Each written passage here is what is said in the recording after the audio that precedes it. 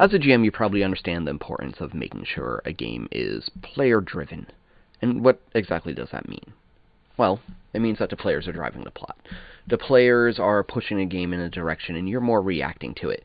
Granted, you have a lot of say in that. You may have created entire worlds. You might have a quest in front of you. You know, there's a lot more to it than just, oh, they say they want to do a thing and I'll make it up on the spot. And yes, it's going to be constrained by your guidelines. But ultimately, you want their actions to really affect what's going on in the world around them. Otherwise, why bother, right? They can have far-reaching effects, they can have immediate effects, but the important thing is that the players do things, the GM reacts. Now, a lot of times that's a lot easier said than done. So one of the things I like to do when players are first making characters is I like to know what their characters want. I know that sounds crazy, but what are these characters, what are their goals? What are their dreams? What are they looking to do? And they might not necessarily provide you with that information, but it's super okay to ask. Recently I've started giving new characters, or rather new players, like a little character questionnaire about their character. And that's always a question on there.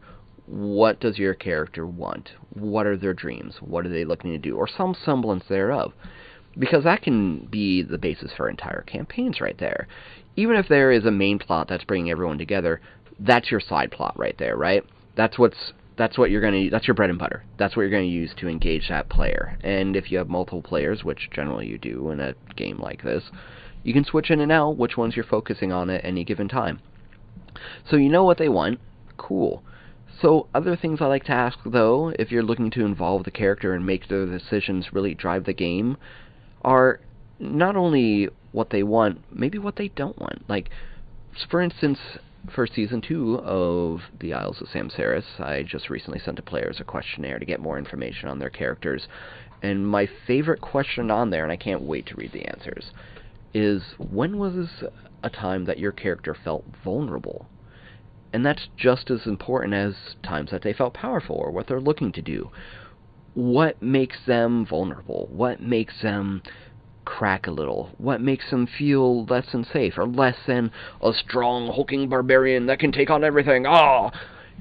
So that's going to give you things you can use in the game to engage that character. The other thing it's going to do is it's going to make that character just a little more believable. I think a lot of times, as players, we have this tendency to kind of focus on the strengths of our characters. We tend to focus on what makes them bigger and more badass than anyone else. And that's fine. Like, it's a role-playing game. We all want to roll good dice and kill things and be the cool kid, right? But knowing when a character is vulnerable can help you highlight the other side of that things. So that when that character is big and strong and badass, it's that much better, because it's like they had something to overcome. Especially if that vulnerability is a fear. And if you do something in spite of that fear, that's a magical thing. Just like real life. Think about the things you do on a daily basis. Think about the things you're most proud of. There was adversity involved. Maybe you were afraid of getting up on stage and speaking in front of a lot of people. Or maybe even, let's bring it back home, maybe it's really nerve-wracking to be a DM. To put yourself in front of a group, lay yourself open, and try and make sure they have a good time. I mean, it's an art. It is, at least in some part, performance, and it's open to judgment by the people around you, and that can be scary. But if you do it anyway, that's where the magic comes in, and that's where that feeling of accomplishment really hits. So that's another thing I like to do with characters, is not just find out what they're good at, but what are they bad at? What are they worried about? And those are all things that can really drive the game. So yeah, make the game character-driven. Make it driven by their strengths. Make it driven by their wants. But also make it driven by their fears and their weaknesses. Thanks for watching, everybody. I hope this gives you something to use, and I hope if you're a player, you get to flesh out your characters a little more using this. And if you're a DM, maybe it gives you more ways to engage the players and more ways to bring their characters into the game. And when the characters are in the games, the players can't help but watch. If you enjoyed this and would like to see more of these, feel free to donate to us at patreon.com/crumblingkeep, where we're going to have a lot of things coming out. Potentially more videos, but also some 5e game materials that you can use in your own games.